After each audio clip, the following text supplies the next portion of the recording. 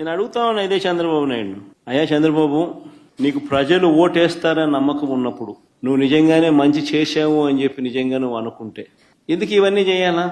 నువ్వు ప్రజలకు మంచి చేయలేదని నీకు తెలుసు కాబట్టి, ప్రజలు నీకు ఓటు వెయ్యరు అని నీకు తెలుసు కాబట్టి, ప్రజాస్వామ్యబద్ధంగా ఎన్నిక జరిగితే నీకు ఓట్లు పడవు అని నీకు తెలుసు కాబట్టి ఈ స్థాయిలో దౌర్జన్యానికి దిగుతా ఉండవు. 2017లో కూడా మీ అందరికీ గుర్తుండే ఉంటుంది, నంద్యాల బై ఎలక్షన్స్ జరిగినాయి. కరెక్ట్ గా 2019 జనరల్ ఎలక్షన్స్ కు 1.5 year ముందు, నా పాదయాత్ర స్టార్ట్ కాక మునుపు నంద్యాల బై ఎలక్షన్స్ జరిగినాయి. అప్పుడు కూడా ఇదే మాదిరిగానే నంద్యాల బై ఎలక్షన్స్ కూడా మైక్రో మేనేజ్మెంట్ చేసి 27,000తో గెలిచినారు. గెలిచి సంకలు గుద్దుకున్నారు.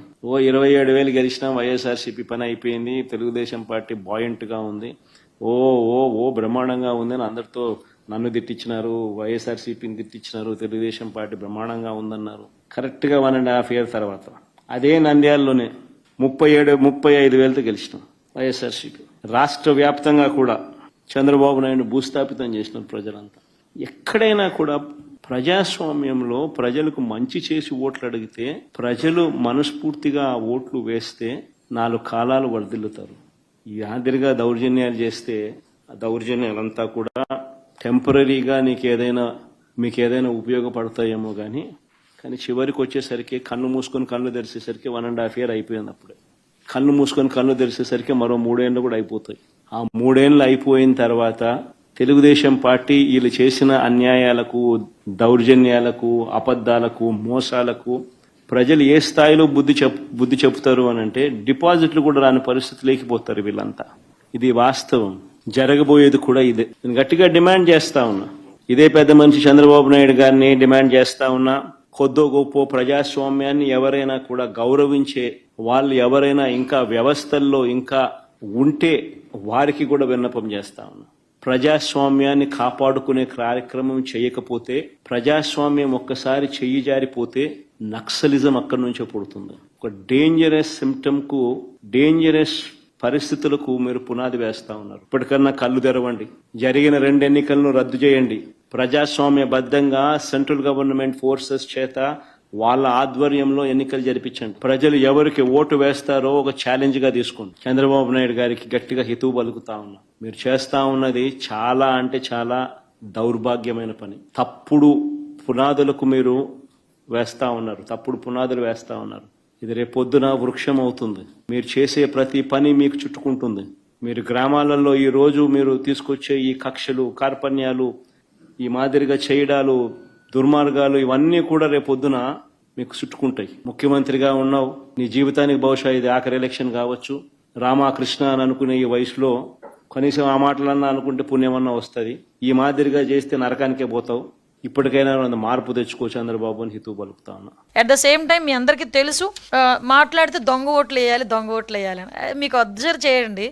నేను ఎందుకంటే ఒక్కొక్కసారి బాధ, ఒక్కొక్కసారి ఇలాంటి వాళ్ళతోనే రాజకీయాలు చేస్తున్నామన్న పరిస్థితి కూడా మమ్మల్ని ఒక్కొక్కసారి మేము డైజెస్ట్ చేసుకోలేము.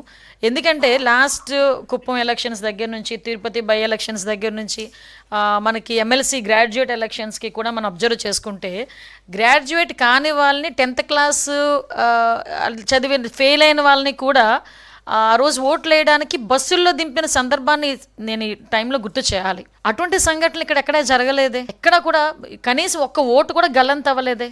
మీరు ఒక్క ఓటు గల్లంత అయిందని చెప్పి చూపించమనండి. ఎక్కడ ఒక్క ఓటు కూడా గల్లంత కాలేదు. యాజ్ పర్ గైడ్లైన్స్ ప్రకారం, ఎలక్షన్ కమిషన్ గైడ్లైన్స్ ప్రకారం వచ్చిన ఓటర్లందరూ అందులోనే ఉన్నారు.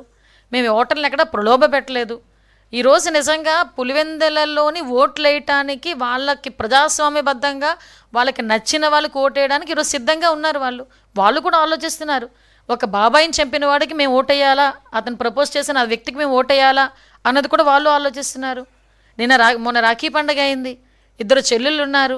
2 చెల్లెల్లోనూ కూడా ఒక చెల్లి కూడా వెళ్ళి రాఖీ కట్టే పరిస్థితి కూడా కనిపించలేదంటే, ఆ చెల్లెల్నే భయపెట్టే పరిస్థితిలో ఉన్న వ్యక్తి, బలపరిచిన వ్యక్తికి మేము ఓటేయాలా అన్న ఆలోచనలో పులివెందుల ప్రజలు కూడా ఉన్నారు. ఈరోజు మనం ఆలోచన చేసుకుంటే, అంటే తల్లి మీద, చెల్లి మీద కూడా ఆస్తి కోసం కోర్టుకెక్కిన మనిషికి మనకి ఏం న్యాయం చేస్తాడని అతను బలపరిచిన వ్యక్తికి ఓటేయాలన్న ఆలోచనలో వీళ్ళు కూడా ఉన్నారు. అంటే నేనేమంటానంటే, ఇప్పుడు మీరు కూడా అబ్జర్వ్ చేసుకోవాలి ఒకసారి. మనం ఈరోజు ప్రజాస్వామ్యబద్ధంగా పనిచేస్తున్న ఇప్పుడు జరుగుతున్న ఈ ఎన్నికల్లో అవి జరుగుతున్నాయి ఇవి జరుగుతున్నాయని ఊహాగానాలు చేసేసి ఎక్కడెక్కడో అంటే మేము గవర్నర్ని కలుస్తాం, కలవండి, మంచిదే, మీకున్న హక్కు ప్రకారం మీరు గవర్నర్ గారిని కలవాలి, గవర్నర్ గారికి రిప్రజెంటేషన్ ఇవ్వండి, ఫ్యాక్ట్లు మాట్లాడండి. బయటకు వచ్చి కూడా ప్రజల్ని మభ్యపెట్టే విధంగా మాట్లాడొద్దు. మీరు మాట్లాడిన ప్రతి దానికి సమాధానం మా దగ్గర ఉంది. మళ్ళీ చెప్తున్నా, ఎలక్షన్ బూతులు మార్చారని నాకు విషయం ఏంటంటే, అవినాష్ రెడ్డి గారు కూడా చదువుకున్నారు, ఎన్నిసార్లు ఎంపీ చేశారు, ఆయనకి ఎలక్షన్ రూల్స్ తెలుసు. పోలింగ్ బూత్ మార్చడంలో ఎవరి ప్రమేయం ఉంటుందన్న సంగతి ఆయనకి కూడా తెలియాలి. జగన్మోహన్ రెడ్డి గారు ఎంపీగా చేశారు, ఒక సీఎం చేసిన వ్యక్తికి ఎలక్షన్ పోలింగ్ బూతులు మార్చాలంటే ఏం చేయాలి, ఎలా జరుగుతుందన్న సంగతి తెలియదా? ఈరోజు వచ్చి కూటమి ప్రభుత్వం మీద బురద జల్లేదానికి విపరీతమైన ప్రయత్నాలు చేస్తున్నారు. నేను ఒకటే చెప్తున్నానండి, ఈరోజు ప్రజాస్వామ్యబద్ధంగా జరుగుతున్న ఈ ఎలక్షన్లో కంపల్సరీగా ప్రజలందరూ కూడా స్వచ్ఛందంగా బయటకు వచ్చి వాళ్ళు నచ్చిన వ్యక్తికి ఎన్నుకోవడానికి సిద్ధంగా ఉన్నారు. అట్ ద సేమ్ టైం మీ అందరికీ తెలిసిందే, ఈరోజు జగన్మోహన్ రెడ్డి గారికి పాస్ట్ ఎక్స్పీరియన్సెస్ కొన్ని ఉంటాయి. అంటే ఇలా చేశాం కదా, మళ్ళీ ఇలా చేస్తారేమో అని ఎక్స్పీరియన్సెస్ కొన్ని ఉంటాయి. దాని నేపథ్యంలో ఆయన ఎక్కువగా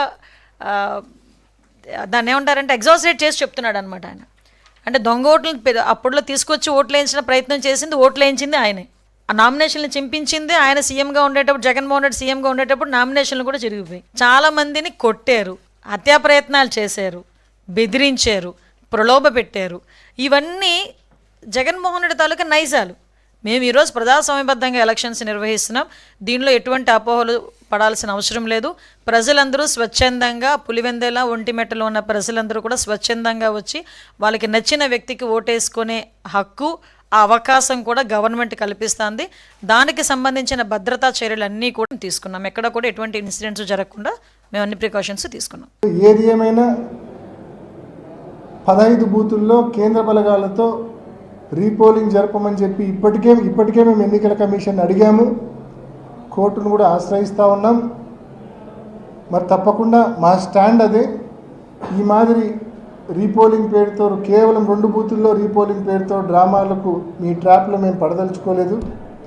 కాబట్టి ఈ ఎన్నికలు మీరు చెప్తున్న ఈ 2 బూతుల్లో రీపోలింగ్లో మేము పాల్గొనదలుచుకోలేదు. మేము బహిష్కరిస్తూ ఉన్నాం ఈ రీపోలింగ్ను.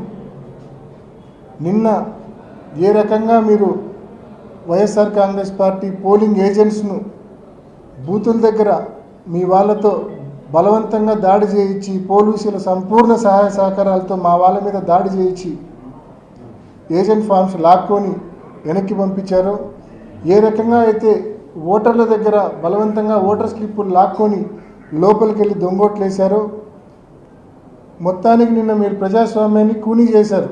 మొత్తం 15 బూతుల్లో కూనీ చేశారు. నేను నిన్న మీడియాకి అప్పీల్ చేసిన, మళ్ళా అప్పీల్ చేస్తున్నా, ఇవాళ మీరు ఊర్లలోకి పోయినా సేఫే. నిన్నంటే సేఫ్ కాదు మీరు ఊర్లోకి పోతే. ఎందుకంటే జిల్లా వ్యాప్తంగా బయట నియోజకవర్గాల వాళ్ళు పెద్ద ఎత్తున వేలాది మందిగా ఆ 15 బూతుల పరిధిలో ఉన్నారు. నిన్న మీరు పోతే మీ కెమెరాలు ఎరగొట్టే పరిస్థితి, మీ ఫోన్లు ఎరగొట్టే పరిస్థితి ఉన్నది, వాస్తవం. మీరు నిన్న పోలేకపోయిన మాట వాస్తవం. నిన్న మండలంలోకి, పులివెందుల మండలంలోకి ఈరోజు వాళ్ళంతా ఏ ఊరికి వాళ్ళ ఊరికి వెళ్ళిపోయి ఉంటారు. ఈరోజు వాళ్ళు నిన్న రాత్రికే వాళ్ళందరూ వాళ్ళ ఊర్లోకి వెళ్ళిపోయి ఉంటారు. ఈరోజు పులివెందుల మండలంలో ఆ 15 బూతుల పరిధిలోని 6 పంచాయతీలకు వెళ్ళి దయచేసి రిక్వెస్ట్ చేస్తా ఉన్నా, ప్రజలను అడగండి, మీ గ్రామంలో పోలింగ్ ఎలా జరిగింది, మీరు ఓటు వేసారా, ఒకవేళ ఓటు వేయకపోతే ఏ కారణం చేత ఓటు వేయలేదు అని చెప్పి ప్రజలను అడగండి. నేను చెప్పే కారణాలు కరెక్టా కాదా అనేది మీకు ప్రజలు ఇచ్చే రిప్లైలోనే తెలుస్తుంది. నేను చెప్తున్న ఈ ఓటర్ స్లిప్పులు లాక్కొని దొంగోట్లు వేయడం అయితేనేమి, బలవంతంగా ఏజెంట్ ఫారాలు చించి మా ఏజెంట్లను బయటికి పంపించడం అయితేనేమి, ఇటువంటి కారణాలు ఏదైతే నేను చెప్తున్నానో ఇవి వాస్తవమా కాదా అనేది ప్రజల దగ్గరే మీకు తెలుస్తుంది. కాబట్టి once again I'm appealing the media, దయచేసి మీరు వెళ్ళి ఊరూరా ప్రజలతో ఇంటర్వ్యూ తీసుకోండి, అడగండి, ఒక చిన్న సర్వే మాదిరి కండక్ట్ చేయండి. ఎందుకంటే ఎందుకు ఇంత స్పెసిఫిక్గా చెప్తా ఉన్నా అంటే, ఈరోజు పులివెందులలో ఒక కొత్త సంస్కృతి చంద్రబాబు నాయుడు గారు ప్రవేశపెట్టారు. చాలా భయంకరమైన మోడస్ ఆపరండి ఇది, అంటే భయంకరమైన ఆపరేషన్ ఇది. ఒక కొత్త సంస్కృతి ఇది, ఎప్పుడు దేశంలో ఎక్కడా జరిగిండదు ఈ మాదిరి.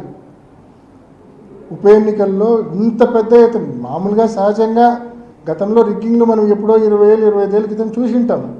కానీ రిగ్గింగ్ అంటే ఏంది? ఆ గ్రామంలో వాళ్ళు మాట్లాడుకొని ఏజెంట్కు కొంచెం డబ్బులు ఇచ్చుకొని సెట్ చేసుకోవడమో, లేకుంటే ఆ ఏజెంట్ని లాగి చేసుకోవడమో, ఏదో ఆ గ్రామ లెవెల్లోనే, ఆ గ్రామంలో ఉన్న 2 పార్టీల లెవెల్లోనే నడిచిపోయేది. కానీ ఈసారి జరిగింది అది కాదు. ఒక గ్రామ వైఎస్ఆర్సీపీని, ఆ గ్రామంలో ఉన్న వైఎస్ఆర్సీపీని ఎదుర్కోవడానికి జిల్లాలోని తెలుగుదేశం క్యాడర్ మొత్తాన్ని బూతుల దగ్గర పెట్టినాడు చంద్రబాబు నాయుడు. ప్రతి బూత్ దగ్గర మందలు టీడీపీ క్యాడర్ ఉండి ఇంకా లోపలికి పోనిచ్చే పరిస్థితి లేదు. ఇది చాలా డేంజరస్ మోడస్ ఆపరండి, చాలా భయంకరమైన ఆపరేషన్ ఇది. కాబట్టి తప్పకుండా ఈరోజు పులివెందుల్లో ఈ ఆపరేషన్ చంద్రబాబు నాయుడు గారు చేసినారు. రేపు మరొక చోట చేసి ప్రజాస్వామ్యాన్ని పూర్తిగా కూని చేసే పరిస్థితి ఉంది. కాబట్టి ఇక్కడ జరిగిన నష్టం మరొక చోట జరగకూడదు. ఏ రోజు కూడా అసలు ఎలక్షన్ అనేదే జరగలేదు. అన్నీ కూడా ఏకగ్రీవంగా చేసుకున్నటువంటి సందర్భం మీరు గమనించాలని చెప్పి తెలియజేస్తున్నా.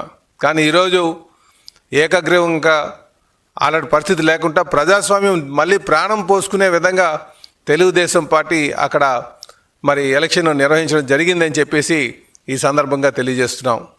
అలాగే మేము తెలుగుదేశం పార్టీ అంటేనే ప్రజాస్వామ్య విలువలకి ఎప్పుడు కూడా మద్దతు ఇస్తూ ముందుకు వెళ్ళేటువంటి పార్టీ కనుక ఈరోజు ఏదైతే ఒంటిమిట్టలో జరుగుతున్నటువంటి జడ్పీటీసీ ఎలక్షన్ కావచ్చు, అలాగే పులివెందులో జరుగుతున్నటువంటి జడ్పీటీసీ ఎలక్షన్ కావచ్చు, చరిత్రని తిరగరాయబోతుంది. ఈరోజు ఆ రెండిట్లపైన కూడా తెలుగుదేశం ప్రజాస్వామ్యబద్ధంగా గెలవబోతుందని చెప్పి ఈ సందర్భంగా తెలియజేస్తున్నాం. అలాగే ఈరోజు మీరు నామినేషన్స్ ఎంతమంది వేశారని చూస్తే పులివెందులో 11 మంది వేశారు, అలాగే ఒంటిమిట్టలో 11 మంది వేశారు. ఇవన్నీ కూడా వైసీపీ లక్కీ ఫిగర్స్.